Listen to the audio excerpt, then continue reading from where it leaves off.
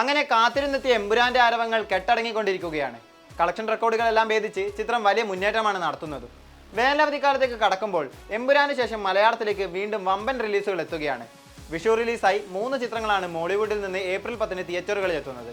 കൂടാതെ festival season പിടിക്കാൻ ഒരു തമിഴ് ചിത്രം കൂടി എത്തുന്നുണ്ട് അതേ ദിവസം. പല ഓണറിൽ നിന്നുള്ള വ്യത്യസ്തതകളും മിസ്റ്ററികളും നിറഞ്ഞ ചിത്രങ്ങളാണ് 10-ാം തീയതിയുടെ പ്രത്യേകത. ഗെയിം ത്രില്ലർ ജോണറിലെത്തുന്ന മമ്മൂട്ടിയുടെ ബസൂക്കിയാണ് അതിലൊന്ന്. ഗെയിം ത്രില്ലർ അത്ര കേട്ടുകേൾവിയില്ലാത്ത ഈ ജോണർ തന്നെയാണ് സിനിമയുടെ ഹൈലൈറ്റ്. പുതുമയുള്ള കഥകൾ പരീക്ഷിക്കുന്ന മമ്മൂട്ടിയെയാണ് കഴിഞ്ഞ കുറച്ചു കാലമായി കാണുന്നത്. അതിലേക്കുള്ള ലേറ്റസ്റ്റ് എൻട്രി ആയിരിക്കും ബസൂക്ക. ഡിനോ ഡെന്നിസ് ആണ് ചിത്രം സംവിധാനം ചെയ്യുന്നത്. സിനിമയിൽ സ്റ്റൈലിഷ് വേഷത്തിലെത്തുന്ന മമ്മൂട്ടിയുടെ ചിത്രങ്ങൾ സോഷ്യൽ മീഡിയയിലെല്ലാം വൈറലായിരുന്നു. ചിത്രത്തിന്റെ ടീസറിനും ഏറെ പ്രേക്ഷക സ്വീകാര്യത ലഭിച്ചിരുന്നു. സംവിധായകനും നടനുമായ ഗൗതം വാസുദേവ് മേനോനും ചിത്രത്തിൽ പ്രധാന വേഷത്തിലെത്തുന്നുണ്ട്. ഗൗതം മേനോൻ സംവിധാനം ചെയ്ത Dominic and the ladies purse ആയിരുന്നു മമ്മൂട്ടിയുടെ അവസാന ചിത്രം.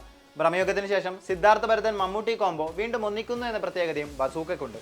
ശ്രീനാഥ് ബാസി ആലപിച്ച ചിത്രത്തിലെ ഒരു ഗാനത്തിന്റെ ലിറിക്കൽ വീഡിയോയും കഴിഞ്ഞ ദിവസം പുറത്തു വന്നിരുന്നു.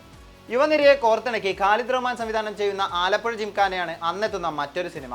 തല്ലുമാലയ്ക്ക് ശേഷം ഖാലിദ് റഹ്മാൻ സംവിധാനം ചെയ്യുന്ന ചിത്രമായതിനാൽ തന്നെ ഏറെ പ്രതീക്ഷയോടെയാണ് ആരാധകർ ആലപ്പുഴ ജിംഖാനയെ കാണുന്നത്. സ്പോർട്സ് കോമഡി ജോണറിലാണ് ചിത്രം എത്തുന്നത്.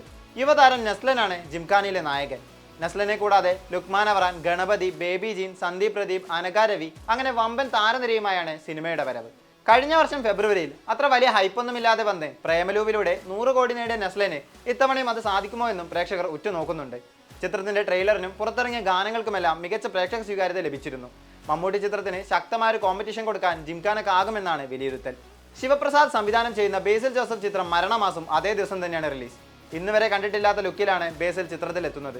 സിനിമയുടെ ഷൂട്ടിംഗ് സമയത്ത് പൊതുവേദികളിൽ ഒരു തൊപ്പി ധരിച്ചായിരുന്നു ബേസിൽ എത്തിയിരുന്നത്.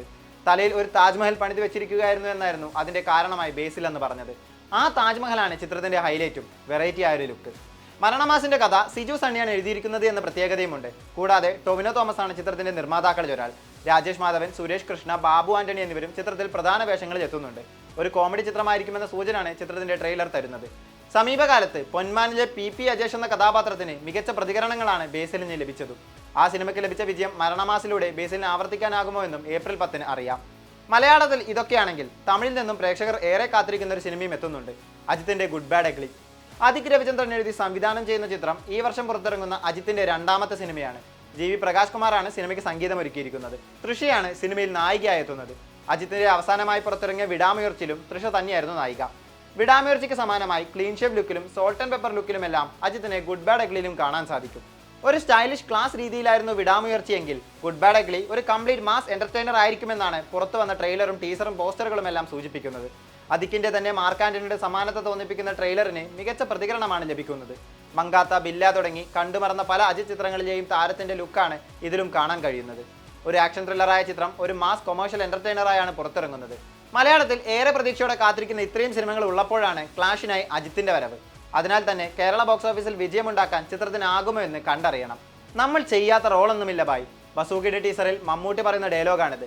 ദശാബ്ദങ്ങളായി മലയാളികളെ വിസ്മയിപ്പിച്ചുകൊണ്ടിരിക്കുന്ന മമ്മൂട്ടി വീണ്ടും വീണ്ടും പുതുമയ്ക്ക് പിന്നാലെ പായുന്ന കാഴ്ചയ്ക്കാണ് നാം സാക്ഷ്യം വഹിക്കുന്നത്. പുതുമ തേടിയെത്തുന്ന മമ്മൂട്ടിയാണോ അതോ ബേസിലും നസ്ലിനുമാണോ ഏപ്രിൽ 10 വിജയം കാണുക എന്ന് കാത്തിരുന്നു കാണാം.